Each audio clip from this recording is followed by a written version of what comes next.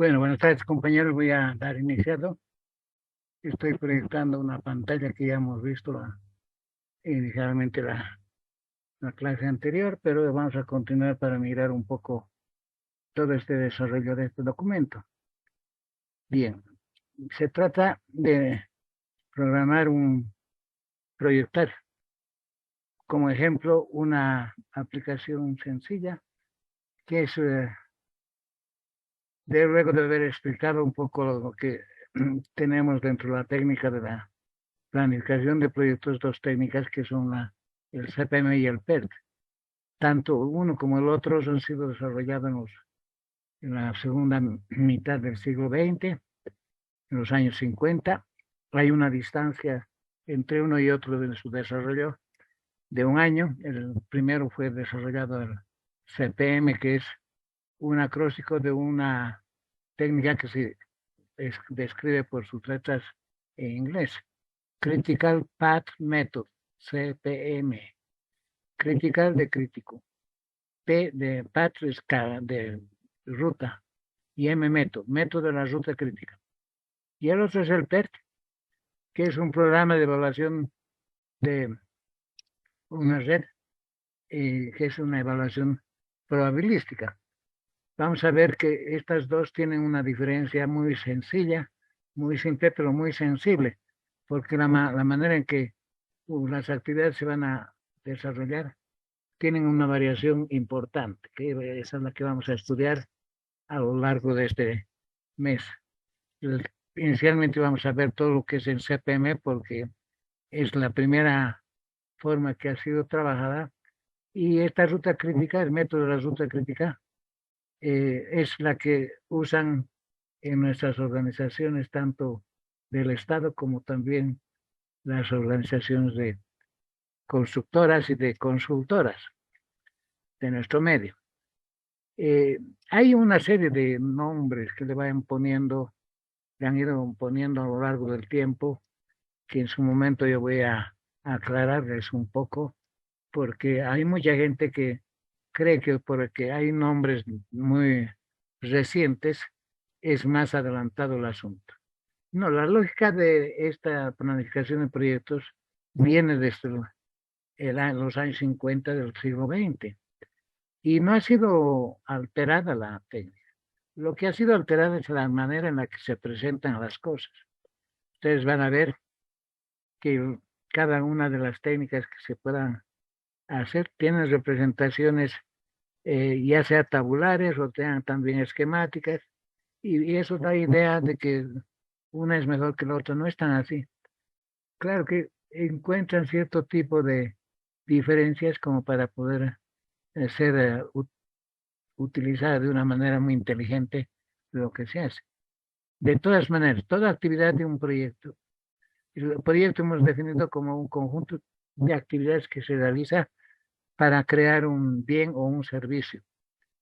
Ese bien puede ser un dispositivo, como puede ser un edificio, una carretera. Pues, un servicio es el agua potable, las instalaciones de servicio como son también energía eléctrica, etcétera. Hay diferencia entre lo que se quiere crear, ¿no? Bueno, de todas maneras, con esa aclaración, el problema es de que simplemente lo que necesitamos es identificar de aquello que queremos crear, qué actividades se requieren hacer, ya sea para diseñarlo o para construirlo.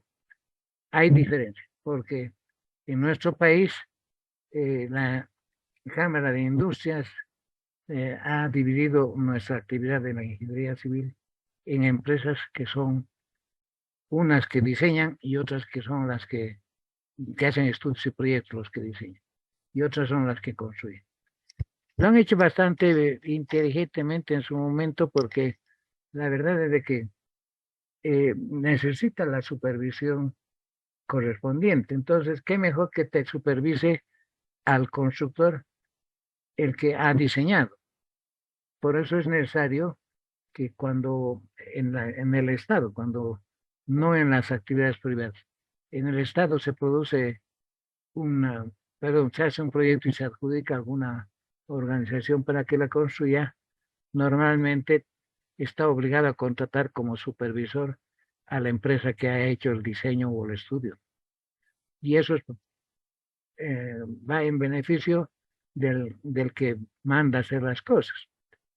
¿Por qué? Porque el que ha diseñado sabe las condiciones por las que ha puesto tanto dimensionalmente el tipo de eh, material que va a usar, por eso se va a respetar un poco la calidad. ¿Y quién mejor que resguarde eso? El que ha diseñado, porque al final comparten cualquier problema que surja de una, eh, de una realización de un proyecto de infraestructura. Porque si no lo hicieran así, entonces el constructor puede decir, bueno, a mí me han dado de esa manera y bueno, no había control de calidad para esto, ¿no? Entonces, por eso es necesario que estén ambas dos en, en la responsabilidad del trabajo.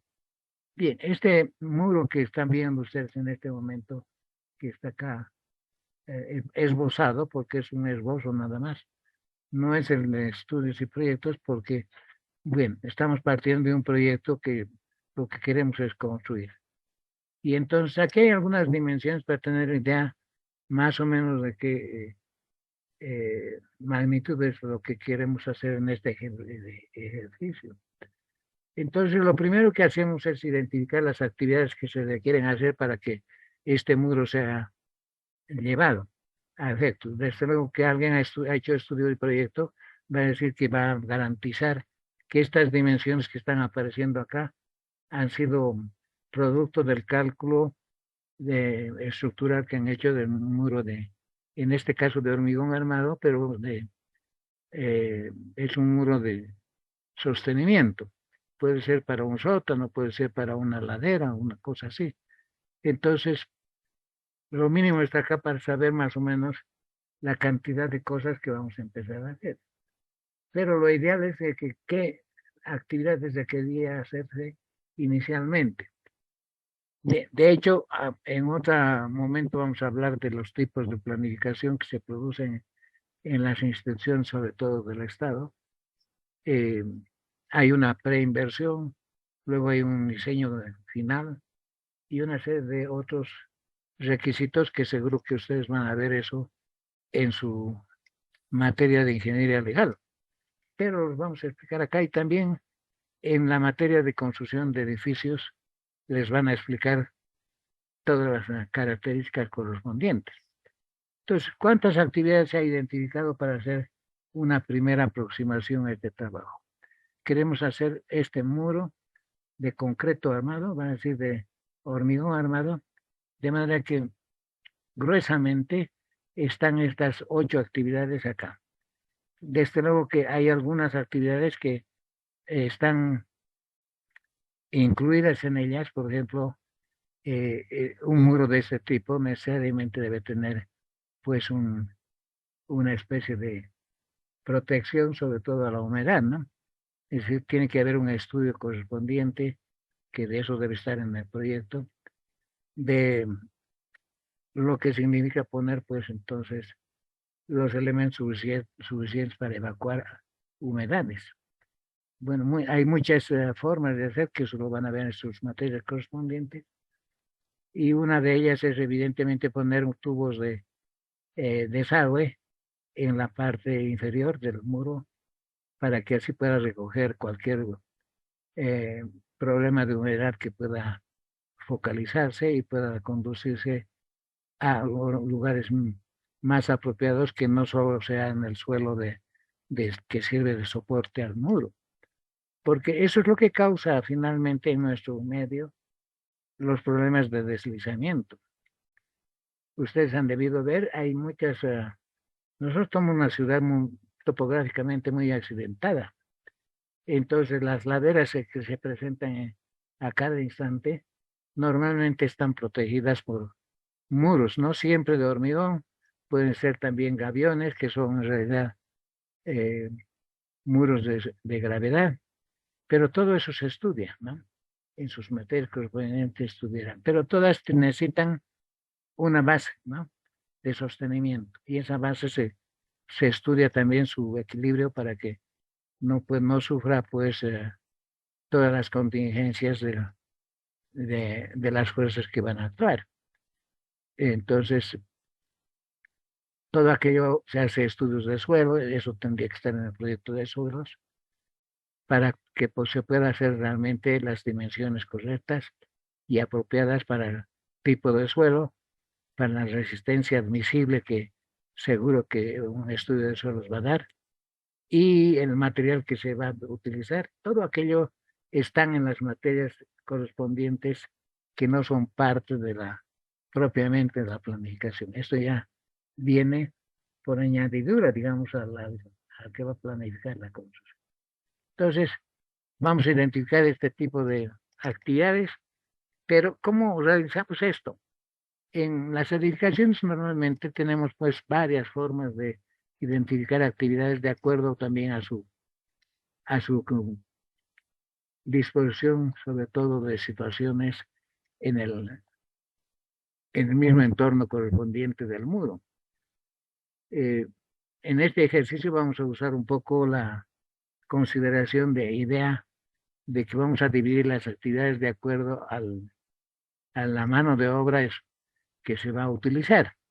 Ustedes saben bien que como es un proyecto de construcción, entonces vamos a usar pues obreros que son especializados, que van a usar para hacer las excavaciones, los encofrados, van a ayudar a la construcción de la armadura correspondiente de refuerzo, y también van a ayudar a colocar la mezcla de hormigón que se va a producir. Ahora, previamente a realizar la planificación, normalmente tenemos que poner en consideración algunas actividades que no están acá, pero que estarían incluidas en el tiempo que vamos a hacer, que son estratégicas. Por ejemplo, cuando excavemos, no vamos a excavar con lo que normalmente hacíamos para una estructura pequeña. No es tan pequeña, 30 metros de longitud y una base bastante grande. Entonces necesitamos usar maquinaria. Entonces vamos a usar una pala mecánica para poder hacer la excavación. Hay en este momento palas de varias características que permiten realmente ingresar, inclusive para que en el caso de que sea, por ejemplo, un muro de sótano, puede ingresar a los precios reducidos que se tienen ahí. Hay palas pequeñas, pero muy fuertes para excavar, ¿no? Cuando es para una vía, por ejemplo, es a cielo abierto, entonces la excavación se hace con la pala sin ningún problema, ¿no? Una pala regular, no es necesario adaptarla. En la materia de maquinaria y equipo van a ver ustedes las características de esas excavadoras, ¿no? De esas palas mecánicas. O, bueno, si se tratara, digamos, de una carretera, también hay una serie de maquinarias que se usa, no solo para excavar, para hacer corte de montañas o de tierra, o rellenos de correspondientes, porque después de rellenar, hay que rellenar huecos para que sea lo más horizontalmente posible. Es decir, el estudio de la pendiente es importante ahí. Y por lo tanto, en su materia de maquinaria y equipo van a ver todas esas características. Les van a además enseñar a estimar sobre todo los cómputos métricos de trabajo de las palas, ¿no? Porque no es lo mismo para un suelo determinado una pala que para cualquier, sino que depende mucho de la consistencia y cosas así van a ir bien. Luego otra estrategia es de que vamos a usar el encofrado, no el tradicional que es de madera, sino vamos a usar encofrado metálico.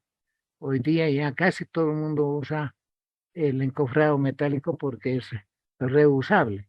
En cambio, cuando se usa encofrado de madera, que es tradicional, en la madera utilizada después no puede ser reutilizada en otro lado porque con la humedad y todo aquello se tuerce esa madera y después no es posible reutilizarla, ¿no? En cambio, el encofrado metálico se lo protege para guardarlo. Siempre se le pone un poco de aceite y cosas así, a fin de evitar la oxidación. Bueno, pero no siempre se protegen bien, ¿no? Entonces hay que tener mucho cuidado con aquello. Luego el acero siempre viene, en el caso de las estructuras estas, en varillas, ¿no? Varillas casi estándares de 12 metros de longitud, pero de varios diámetros de sección. Entonces, ustedes en hormigón armado van a estudiar esas características que corresponden sobre todo a la parte de la cuantía de fierro que se va a necesitar. Todo eso tiene que hacer en forma especializada. Luego, las varillas no se colocan por simplemente sin darle algunas formas. Se hace un corte y se hace el doblado correspondiente para absorber, sobre todo, tanto responder a las flexiones y también a las presiones. Entonces, todo eso se coloca ganchos para que no pueda desplazarse. El, cuando el hormigón parece como muy rígido, sin embargo, hay momentos de la fuerza natural que puede que no tiene gancho, entonces resbala, ¿no? Entonces ya no es muy útil. Por eso se hace también doblado de varillas. Luego se corta de acuerdo a las dimensiones y se coloca también eh, varillas de flexión y varillas de compresión. Todo aquello significa colocar una especie de canastillo de acero para el acero de refuerzo. Y luego las mezclas. La mezcla del hormigón, normalmente en casos de que no exista muy cerca un proveedor de mezclas, pueden tener las empresas constructoras, tienen pues maquinaria que se hace en base a motores, pero de carácter sobre todo gasífero. Entonces, se hace en sitio la mezcla, o se hace también manualmente, ¿no? Todo depende un poco de las facilidades que tengan y la cantidad de obreros que se disponen. Bueno, hay muchas estrategias que hay que fijar. Vamos en este ejercicio a usar encorfado metálico, vamos a usar el acero, vamos a adquirir de proveedor conocido y por lo tanto conocemos las resistencias correspondientes de fábrica y el corte doblado va a ser también realizado por mano de obra especializada. Y también con la adquisición de la mezcla, ya casi todas las empresas que existen que proporcionan mezcla ya preparada van a llevar en vehículos que son pues tolvas que se están dando vueltas para que el cemento llegue en condiciones óptimas, pero tampoco pueden dar tantas vueltas porque se separa la parte gruesa de la fina en la mezcla. Entonces, lo mismo se debe, una vez que está vaciado desde las tolvas de los camiones transportadores, normalmente se usa, eh, algunos equipos tienen, que les proporcionan sobre todo estas empresas, o podemos usar también fierros para sacar las burbujas del interior de la mezcla. Entonces se hace vibraciones. Normalmente la vibración viene con equipo. Bueno, todo esas son estrategias. Una vez que hemos fijado esas estrategias, recién procedemos realmente a mirar cómo estarían distribuidas estas actividades, ¿no? Bueno, vamos a ver, eh, nos vamos a preparar. A ver, veremos un rato qué está pasando, ¿verdad? Hay mucha gente que está entrando. Bueno, bien. Entonces, hay tres puntos de vista para agrupar estas actividades. Bajo la consideración de la cimentación, de los que es la cimentación en la estructura básica del muro. Más que eso, la consideración de la mano de obra que vamos a emplear en la cimentación, que son obreros, ¿no? Obreros que manejan muy bien, o albañiles, digamos, que tiene la empresa, o que podamos contratar del mercado laboral, ¿no? Luego, bajo consideraciones del acero, hay obreros también especializados para manipular y construir el, sobre todo la canastilla de refuerzos de acero. Eso es importante, ¿no? Y por otro lado, también bajo ya el vaciado de la mezcla, el momento en que ya se han concluido las cosas. Entonces hay tres corrientes, ¿no? Una bajo la cimentación, obreros, la otra, obreros especializados de acero, y la otra, que es la cimentación propiamente. ¿Quiénes van a participar? Todos los obreros que están en la actividad de la cimentación. Y en la parte de la central de esta cadena va a estar la mano especializada que manejan sobre todo las armaduras, ¿no? Y aquí va a estar la empresa correspondiente de mezcla de acero. Como ven, primero trabajan en forma muy independiente, pero para hacer estas dos actividades necesariamente debe ocurrir esto, que ya debe estar colocada sobre todo el encofrado y además debe estar colocado el fierro, ¿no? Porque no puedo yo colocar la mezcla sin que no haya logrado hacer esto. Esta es la actividad donde se hace doble en el grupo correspondiente de actividades. Y aquí al finalizar están los tres. ¿Por qué? El que maneja el acero tiene que estar vigilando que no exista realmente un vaciado un poco irregular, de manera que va controlando, y por otro lado también que está atento el que mira y ha hecho la construcción de la parte del acero, del refuerzo de acero. Y luego también el de la mezcla, ¿no? Y concluye aquí la red. Entonces, y aquí la red está al principio de lo que hemos llamado el grafo. Va a decir la representación esquemática, porque la verdad es que en ingeniería nosotros todo manejamos en representaciones gráficas, ¿no? Entonces, a eso se llama el grafo. El grafo es una representación del ordenamiento y la secuencia de actividades que han sido identificadas y que posteriormente se calcula cómo va en el transcurso del tiempo ocurrir. Para eso es necesario tener una lista correspondiente que se llama la lista maestra de las actividades del proyecto. ¿Qué tenemos? Aquí están las actividades, la descripción, y una vez que tenemos esto, vamos a calcular su duración.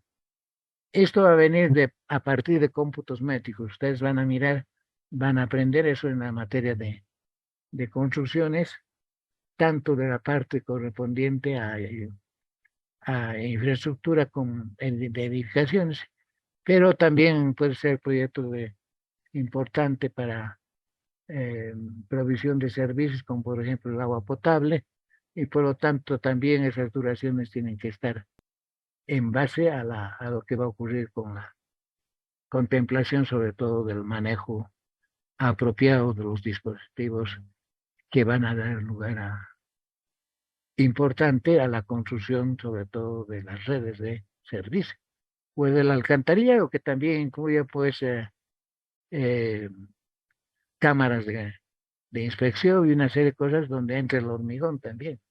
Muchas cosas de esas se van a hacer. Pero este es un preinversión, por lo tanto, gruesamente está ahí. Esas cosas que les estoy diciendo van a estar al medio de su realización de estas cosas. Bueno, y luego de que habíamos hecho esto, vamos a codificar las actividades. Normalmente, ¿por qué le ponemos código?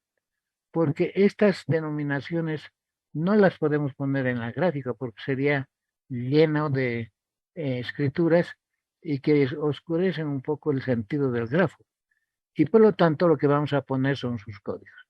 Normalmente usamos letras del abecedario, y cuando las letras del abecedario se han terminado usamos dobles letras. Bueno, una especie de codificación muy parecida a la que hace el software de la planilla electrónica del Excel. Cuando terminan las primeras, se duplican las letras y así puede alcanzar a miles de instrucciones, ¿no?